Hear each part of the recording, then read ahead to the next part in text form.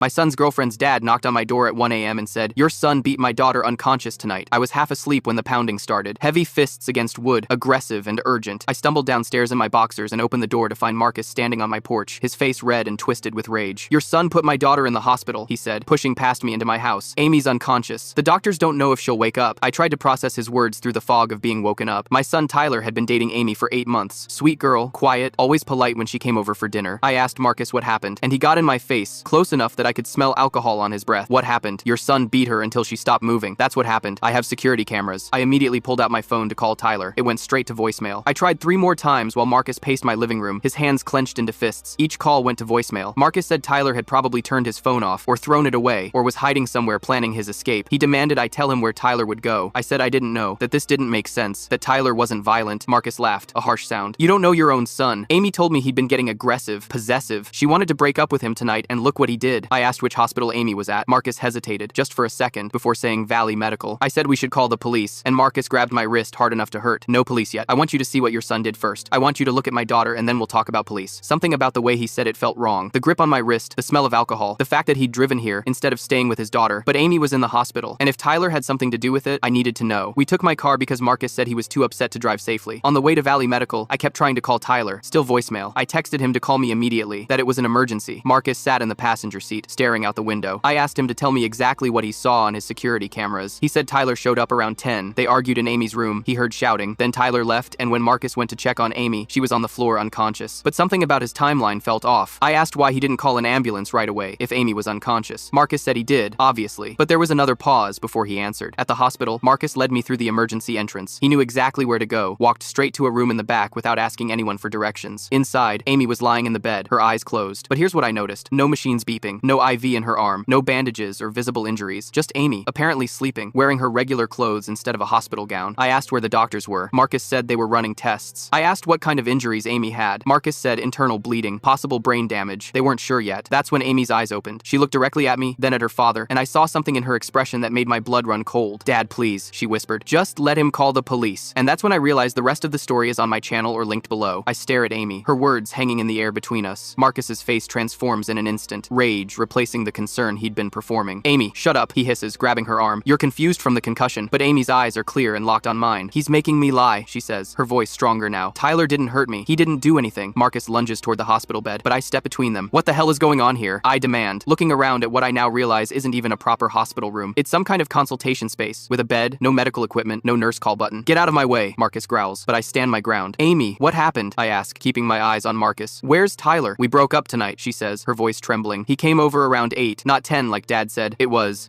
mutual. We've been having problems for weeks." Marcus lunges forward again, shoving me hard against the wall. "This is none of your business. This is between me and my daughter. Dad beat me after Tyler left," Amy continues, the words rushing out like she's afraid she'll lose her courage. "He was drunk and started screaming about how I let Tyler disrespect our family by breaking up with me. He hit me, and I fell. When I woke up, he was dragging me to the car, saying we were going to make Tyler pay." Marcus's face contorts. "You ungrateful little..." He reaches into his jacket and pulls out a gun, pointing it at me. "This was supposed to be simple. Your son hurts my daughter. He pays." "That's fair." My heart hammers in my chest as I raise my hands slowly. "Marcus, think about what you're doing. There are security cameras everywhere in this hospital." He laughs, a hollow sound. "We're not in a real hospital room. This is an unused section they're renovating. No one's coming to check on us." Amy sits up fully now, wincing as she does. "Dad, please. This is insane. Tyler just broke up with me. That's all that happened. After everything I've done for you." Marcus spits at her. "I give you everything, and you let that boy walk all over you? Then you want to defend him?" He waves the gun between us. "Both of you, get up. We're leaving." "Marcus," I say, trying to keep my voice steady. "Let's talk about this. Tyler's not even here. What's your plan?" His eyes narrow. "My plan is to find your son and make him understand what happens when you hurt someone's daughter. But first, we're going somewhere quiet to have a conversation." Amy looks at me, terror clear in her eyes. "He smashed my phone when I tried to call for help. The security footage he mentioned, it doesn't show what he claims. It shows Tyler leaving normally. Dad edited the timestamps to make it look later." "Shut up," Marcus roars, grabbing Amy's arm and yanking her off the bed. She cries out in pain, and I step forward instinctively. "Don't," Marcus warns, pointing the gun directly at my chest. "Both of you are going to walk calmly out the service exit. My car's parked there. People will see us," I say, trying to find any way out of this. "It's 1 in the morning. The hallway's empty. And if anyone asks, I'm just taking my daughter home against medical advice." He gestures with the gun. "Move." I look at Amy, whose face is pale but determined. She gives me the slightest nod, and I understand she's telling me to comply for now. Marcus forces us into the hallway, keeping the gun concealed but pressed against my back. "Dad," Amy says quietly as we walk, "Tyler's going to report me missing. His dad too." "No one's reporting anything," Marcus says with disturbing confidence. "By the time anyone realizes something's wrong, we'll have settled this. Family business." We reach a service exit, and Marcus pushes it open, checking that the parking parking lot is empty before shoving us through. His car is parked in a dark corner, away from the few other vehicles. Get in the back, he orders, keeping the gun trained on us, both of you. As I help Amy into the car, she whispers, I'm so sorry. I tried to stop him. When Tyler left, Dad went crazy. He's never been this bad before. Has he hurt you before? I ask quietly. Her eyes fill with tears. Yes. That's why Tyler wanted to break up. He said I needed to get away from Dad, that our relationship wasn't healthy with him controlling everything. Dad overheard part of it. Enough talking, Marcus snaps, sliding into the driver's seat and pointing the gun over his shoulder at us. One wrong move, and this gets messy. As he starts the car, I catch Amy's eye. There's fear there, but also something else. Determination. Whatever Marcus has planned, I know we need to stay alert. Tyler is still out there somewhere, unaware of the danger. And now, Marcus has 2 hostages and a gun. The car pulls out of the hospital parking lot, heading away from town, away from help, away from any witnesses. I need to find a way to get Amy to safety and warn Tyler before Marcus finds him. Because right now, I'm certain of one thing. Marcus isn't just angry, he's unhinged, and he's looking for someone to blame. We've been driving for almost an hour, and I'm getting increasingly worried as Marcus takes us farther away from the city. The highway gave way to county roads, then to gravel, and now we're on what looks like a private drive winding through dense trees. My stomach drops when I see a small cabin appear through the windshield, isolated and dark. Where are we? I ask, trying to keep my voice steady. Marcus ignores me, pulling up to the cabin and cutting the engine. Get out, he orders, waving the gun. Inside, now! I help Amy out of the car, noticing how she winces when I touch her side. There are bruises forming on her arms that weren't visible under the hospital lights. She leans close as we walk toward the cabin door. This is my uncle's hunting cabin, she whispers. No one comes here this time of year. Marcus shoves us through the door into a musty, cold interior. He flips on a light switch, revealing a sparse main room with a kitchenette, a worn couch, and a wooden table with mismatched chairs. There's a door that presumably leads to a bedroom, and another that might be a bathroom. Sit, he commands, gesturing to the couch with his gun. Amy and I comply, sitting close together. I can feel her trembling against me. Dad, Amy says, her voice surprisingly steady. This has gone too far. Tyler didn't do anything wrong. Marcus paces in front of us, the gun swinging loosely in his hand. Shut up! You don't understand what's happening here. Then explain it to us, I say, trying to sound reasonable. Why are we here instead of at the police station? He stops pacing and stares at me. Because the police wouldn't understand. They never do. They'd take her statement, and then what? Send her back home with me? Put her in the system? No, we need to fix this ourselves. Amy shifts closer to me. When Marcus turns to look out the window, she whispers, he beat me after Tyler left. It wasn't the first time. I feel sick. How long has this been happening? Since Mom died? She murmurs. 3 years. It got worse when I started dating Tyler. Dad hated that I was spending time with someone else. Marcus whirls around. What are you whispering about? Nothing, I say quickly. Just asking if she's okay. He laughs bitterly. She's fine. She's always fine. Aren't you, Amy? Always bouncing back, just like your mother, until she didn't. The implication hangs in the air, chilling me to the bone. My phone buzzes in my pocket, and Marcus's eyes snap to the sound. Give me that, he demands, holding out his hand. It's probably just my wife wondering where I am. I lie, slowly reaching for my phone. When I pull it out, I see Tyler's name on the screen with a string of texts. I try to angle it away, but Marcus is too quick. He snatches the phone from my hand and looks at the screen. His face contorts with rage. Tyler, he spits out. Your precious son. He starts reading the texts aloud. Dad, Amy and I broke up tonight. It was mutual. She needs help getting away from her father. I'm worried about her. How touching. My heart races. Tyler doesn't know what's happening, but at least he's safe for now. And here's another one, Marcus continues. I think her dad is dangerous. Amy's told me things about him. I'm going to call her tomorrow to check in. Well, isn't he the knight in shining armor? Marcus's knuckles turn white around the phone. Your son thinks I'm dangerous? He laughs. A hollow, frightening sound. He has no idea. In a sudden burst of fury, Marcus slams my phone against the edge of the table. The screen shatters, and he throws it to the floor, stomping on it repeatedly until it's nothing but broken pieces. Dad, stop, Amy cries out. This is insane. He rounds on her, pointing the gun directly at her face. Insane? You want to see insane? How about when your mother tried to leave me? When she packed your bags in the middle of the night? That was insane. Amy goes pale. What are you talking about? Mom died in a car accident. Marcus's face twists into something unrecognizable. Is that what you think? That's what everyone thinks. Perfect little accident on a rainy night. What did you do? Amy whispers, horror dawning on her face. I didn't do anything, Marcus snarls. She did it to herself. She knew what would happen if she tried to leave. I feel Amy trembling beside me. You killed her? She killed herself when she decided to betray me, he says, his voice frighteningly calm now. And now, history repeats itself. My daughter betrays me for some boy, but this time, I'm going to make sure everyone knows who's really to blame. Tyler, I say, understanding dawning. You're setting him up for what you did to Amy. Marcus smiles, and it's the most terrifying thing I've ever seen. Smart man. But it's more than that now. Your son has been filling my daughter's head with ideas, telling her to leave me, calling me dangerous. He waves the gun. Now he'll see just how dangerous I can be. Amy leans close to me again, her voice barely audible. The back bedroom has a window that opens. If we can distract him, I give her the slightest nod, trying to think of a way to keep Marcus talking. What's your plan here, Marcus? I ask. People know we're missing. Tyler knows something's wrong. By the time anyone figures anything out, it'll be too late, he says, checking his watch. Tyler will be arriving at Amy's house soon to check on her. I left him a message from her phone. When he gets there, he'll find evidence that he hurt Amy. His fingerprints are all over our house. And then, when the police find Amy's body with your son's DNA all over it, he shrugs. It's simple, really. You're going to kill your own daughter? I ask, unable to hide my horror. Marcus looks at Amy with empty eyes. She's already dead to me, just like her mother. Amy's hand finds mine, squeezing it tightly. I can feel her pulse racing through her fingers, and I know we don't have much time. Marcus is spiraling deeper into his delusion, and Tyler is walking into a trap. We need to find a way out of out of here, and we need to do it soon. Because Marcus isn't just trying to frame my son anymore. He's planning to kill him. Marcus paces in front of us, muttering to himself, occasionally stopping to look out the cabin window. The gun never leaves his hand. I can feel Amy's fingers working at the zip ties he used to bind my wrists behind my back after his confession about her mother. Her own hands are free. He seems to think his daughter is too broken to fight back. When Tyler gets to your house, I say, trying to keep my voice steady, and Amy isn't there. What then? Your plan falls apart. Marcus turns to me with a smile that doesn't reach his eyes. Tyler will find blood, Amy's blood, and a message from her phone saying she's scared of him. When the police come looking, they'll find evidence that he followed her, and eventually, he gestures with the gun. They'll find her body somewhere with all the right evidence pointing to your son. And me? I ask, feeling Amy's fingers work faster at my restraints. You tried to help your son cover it up, Marcus says simply. Father protecting son. It happens all the time. Amy's face is pale but determined. Dad, Tyler didn't hurt me. You did. You always have. Marcus's expression darkens. I disciplined you. There's a difference. Just like your mother needed discipline when she got out of line. He checks his watch again. Your boyfriend should be at our house by now, finding that very convincing crime scene I left. He's not my boyfriend anymore, Amy says, her voice stronger than I expected. And he's smarter than you think. He'll know something's wrong. Marcus laughs. That's why I need to find him first. Once he's dead, the story writes itself. My blood runs cold. You're going to kill my son? He took my daughter from me, Marcus says, his voice frighteningly calm. He filled her head with ideas about leaving, about me being dangerous. He waves the gun. He was right about that part. I feel one of the zip ties loosen slightly and try not to react. Amy's working methodically, her fingers steady despite the terror in her eyes. Marcus, I say, leaning forward to distract him from what Amy's doing, think about what happens next. Even if your plan works, you'll spend the rest of your life looking over your shoulder. The police will investigate. They'll find holes in your story. They never found holes in my story about Angela's accident, he says, referring to Amy's mother. Perfect little car accident on a rainy night. No one questioned it. I did, Amy says quietly. I always knew something was wrong. I just didn't want to believe my father could kill my mother. Marcus's face contorts with rage. She was leaving me, taking you away, just like you're trying to leave now. He steps toward Amy, raising the gun. I feel the zip tie give way completely and tense my muscles, ready to move. Marcus, wait, I say, desperate to keep his attention on me. If you hurt Amy, there's no going back. Think about what you're doing. He hesitates, the gun wavering slightly. She betrayed me, just like her mother. She's your daughter, I say, my hands now free behind my back. You can still fix this. Put the gun down. For a moment, I see doubt cross his face. Then his phone rings, shattering the tension. He pulls it from his pocket, checking the screen. It's the alarm system at my house, he says, smiling coldly. Someone just entered. Your son, right on schedule. While he's distracted with the phone, I lock eyes with Amy and give a slight nod. She understands immediately. Dad, she says loudly, standing up. I need to use the bathroom. Marcus glances at her, annoyed. Sit down. I'm going to be sick, she insists, clutching her stomach dramatically. Please. He hesitates, then gestures toward the bathroom door with the gun. Fine. Leave the door open. As Amy walks toward the bathroom, I suddenly lunge forward, tackling Marcus around the waist. We crash into the kitchenette counter, the gun flying from his hand. Amy doesn't hesitate. She bolts for the cabin door. Run! I shout as Marcus and I grapple on the floor. Get help! Marcus roars with rage, driving his elbow into my ribs. Pain explodes through my side, but I hang on, knowing Amy needs every second I can give her. I hear the cabin door slam open. Marcus lands a punch to my jaw that makes my vision blur, then shoves me off him with surprising strength. He scrambles for the gun as I try to clear my head. You're dead, he snarls, pointing the weapon at me. But then he glances toward the open door. After I deal with her, he backs toward the door, keeping the gun trained on me. Don't move. I'll be back for you. The moment he's out the door, I force myself to my feet despite the pain in my ribs. Through the window, I see Amy running toward the tree line, Marcus in pursuit. The darkness swallows them both as they disappear into the woods. I search frantically for a phone, a weapon, anything that might help. The cabin has no landline, and Marcus took our cell phones. In the bedroom, I find a hunting rifle locked in a case, but no key. The windows are all intact, but we're miles from anywhere. Outside, I hear a gunshot echo through the trees, followed by a scream that makes my blood freeze. Amy. I grab a knife from the kitchen drawer and head for the door. I have no idea where we are, but I know I need to find Amy before Marcus does something unforgivable. As I step outside, the night air is cold against my face. Another gunshot rings out, closer this time. I run toward the sound, praying I'm not too late. I run through the cabin door, the knife clutched in my hand, moving toward the sound of the gunshots. The woods are pitch black, and I can barely see where I'm stepping. Branches whip against my face as I push forward, listening desperately for any sound that might lead me to Amy. Amy, I shout, not caring if Marcus hears me. Amy, where are you? A faint voice calls back from somewhere to my right. Here! I'm over here! I change direction, stumbling over roots and rocks. My ribs throb with every step, but I push through the pain. After about 50 yards, I spot a shape huddled against a tree. Amy? I approach cautiously. He's gone that way, she whispers, pointing deeper into the forest. He shot at me but missed. I fell and twisted my ankle. I crouch beside her, checking for injuries. Her ankle is already swelling, and there's a fresh cut on her cheek, but she's alive. We need to get help, I say. Can you walk? She nods grimly. I think so. There's a ranger station about 2 miles from here. My uncle took me there once, when I was little. I help her to her feet, letting her lean on me. Which direction? That way, she points. But my dad will be coming back soon. He's hunting for me. We need to find a phone, I say. Your dad smashed mine, and he has yours. Amy's face suddenly brightens. Wait, the cabin. My uncle keeps an emergency satellite phone in a lockbox under the sink. Dad doesn't know about it. We look at each other, both realizing what this means. We have to go back to the cabin. Can you make it? I ask. She nods, determination replacing fear in her eyes. I have to. We move as quickly as Amy's injured ankle allows, retracing our steps through the dark woods. Every sound makes us freeze. A branch snapping, leaves rustling, but there's no sign of Marcus. When the cabin comes into view, its single light glowing through the window, we pause at the tree line. I don't see him, I whisper. whisper. The phone is in a metal box bolted under the kitchen sink, Amy explains. The code is my grandmother's birthday, 0317. We approach cautiously, staying low. At the door, I pause to listen before slowly pushing it open. The cabin appears empty, just as we left it. Amy limps directly to the kitchen while I stand guard at the window, scanning the tree line for any sign of Marcus. Got it, she whispers triumphantly, holding up a bulky satellite phone. Her fingers tremble as she powers it on and dials 911. 911, what's your emergency? I hear the dispatcher's tinny voice from where I stand. My name is Amy Daniels, she says, her voice remarkably steady. My father, Marcus Daniels, has kidnapped me and Tyler's dad. He has a gun and is trying to kill us. She glances at me. What's the address here? I shake my head. I have no idea where we are. I don't know the exact address. Amy continues. We're at my uncle's hunting cabin near Pinewood Lake. My father has already shot at me once. He's planning to murder us and frame Tyler Cross for it. She listens for a moment. Yes, Marcus Daniels. He's armed and dangerous. He's killed before. He killed my mother 3 years ago and made it look like an accident. While Amy gives the dispatcher more details, I keep watching the windows. A movement in the trees catches my eye, a shadow moving toward the cabin. Amy, I whisper urgently. He's coming back. We need to hide. She quickly gives the dispatcher a few more details about our location. Please hurry. He's coming back. She ends the call but keeps the phone clutched in her hand. Hide in the bedroom, I tell her, gripping the kitchen knife tighter. No, she says firmly. I'm not leaving you alone with him. Before I can argue, the door flies open. Marcus stands in the doorway, his clothes torn from running through the woods, his face twisted with rage. The gun is pointed directly at us. Well, he says, breathing heavily. Isn't this touching? Father and daughter-in-law, planning together. His eyes narrow when he sees the phone in Amy's hand. Who did you call? The police, Amy says, her voice steady despite her trembling hands. They know everything, Dad. About me, about Mom. It's over. Marcus laughs, a hollow sound that echoes in the small cabin. Nothing's over until I say it is. He steps forward, closing the door behind him. The police won't find this place for hours. By then, I'll have finished what I started. Marcus, I say, stepping slightly in front of Amy. Think about what you're doing. This isn't just about Tyler anymore. You've kidnapped us at gunpoint. You've shot at your own daughter. Even if you kill us both, you'll never get away with this. I got away with killing Angela, he says, his voice chillingly. Matter of fact. Perfect little accident on a rainy night. No one questioned it. I questioned it, Amy says. And now the police will too. Marcus's face contorts with rage. You ungrateful little... He raises the gun higher, aiming it directly at Amy's head. I lunge forward without thinking, driving the knife toward his arm. He fires, the sound deafening in the small cabin. Pain explodes in my shoulder, but I keep moving, crashing into him with all my weight. We tumble to the floor, the gun skittering away across the wooden planks. Run! I shout to Amy, grappling with Marcus. Get outside. Amy doesn't run. Instead, she dives for the gun, scooping it up with shaking hands. Marcus throws me off with surprising strength and lunges toward his daughter. Drop it, he snarls. Amy backs up, pointing the gun at her father with trembling hands. Stay back, Dad. Please, I don't want to hurt you. Marcus laughs. You won't shoot me. You don't have it in you. He takes another step forward, and Amy's finger tightens on the trigger. I can see the conflict in her eyes, the lifetime of fear and abuse warring with her instinct for survival. Before any of us can move, bright lights suddenly flash through the windows, illuminating the cabin in harsh white. A voice booms from outside through a megaphone. This is the police. Marcus Daniels, we have the cabin surrounded. Come out with your hands up. The momentary distraction is all I need. I tackle Marcus again, ignoring the searing pain in my shoulder. This time I manage to pin him down, my knee on his chest, my good arm across his throat. It's over, Marcus, I say through gritted teeth. The cabin door bursts open, and officers in tactical gear flood in, weapons raised. Police, freeze, hands where we can see them. I roll off Marcus, raising my uninjured arm. Amy immediately drops the gun and raises her hands too. Marcus, seeing he's outnumbered, slowly puts his hands up, his face a mask of cold hatred. As the officers secure Marcus and read him his rights, a paramedic rushes to check my gunshot wound. Amy limps to my side, tears streaming down her face. You're going to be okay, she says, squeezing my good hand. We're both going to be okay. The next few days pass in a blur of hospital rooms, police statements, and tearful reunions. My shoulder wound isn't life-threatening, though the doctors say I'll need physical therapy. Tyler arrives at the hospital within hours, his face pale with worry. Dad, he says, hugging me carefully around my bandaged shoulder. I was so scared when I got to Amy's house and saw all that blood. I know, son, I say, patting his back, but we're okay now. Amy's hospital records reveal a disturbing pattern of injuries over the years, all consistent with physical abuse. When the police search Marcus's house, they find journals detailing his abuse of both Amy and her mother. In one entry, he explicitly confesses to tampering with his wife's car brakes before her accident. Tyler spends hours at Amy's bedside, not as her boyfriend, but as her friend. I overhear him promising to help her find a good therapist, to support her through the court case against her father. You were right to break up with me, she tells him one afternoon when they think I'm asleep. I needed to get away from him first, before I could be with anyone. You're the strongest person I know, Tyler replies, and I feel a surge of pride in my son. 2 weeks later, Marcus Daniels is denied bail. The prosecutor tells us they're charging him with attempted murder, kidnapping, assault with a deadly weapon, and they're reopening the investigation into Amy's mother's death. Amy moves into our guest room temporarily while she figures out her next steps. She's quiet but determined, working with a victim's advocate to secure a restraining order against her father that will last long beyond his eventual prison sentence. One evening, as we sit on the back porch watching the sunset, Amy turns to me. Thank you, she says simply, for believing me, for fighting for me. I think about that night at the hospital, how easily I could have walked away when things didn't add up, how many people had walked away from Amy before, unable or unwilling to see the truth. That's what family does, I tell her. We believe each other, we fight for each other. She smiles, a real smile that reaches her eyes. I think I'm starting to understand what that means.